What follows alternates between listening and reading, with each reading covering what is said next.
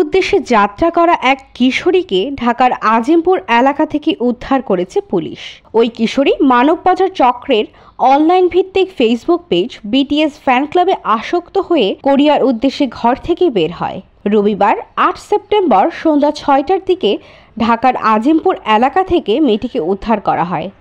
এর আগে রবিবার সকাল ৬টার দিকে শরীয়তপুর সদর থেকে মেয়েটি অনলাইনে আসক্ত হয়ে বাড়ি থেকে বের হয়। র্যাব ৮ মাদারীপুর ক্যাম্পের কোম্পানি কমান্ডার শাহরিয়ার রিফাত অভি জানান, চতুর্থ শ্রেণীর ওই ছাত্রী রবিবার সকালে মাদ্রাসার উদ্দেশ্যে বাড়ি থেকে বের হয়।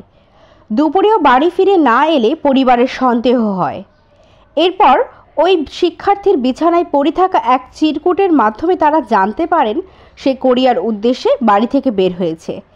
এরপর মেয়েটির পরিবার শরীয়তপুরের পালং থানায় নিখোঁজ মর্মে একটি সাধারণ ডায়েরি জিডি করে।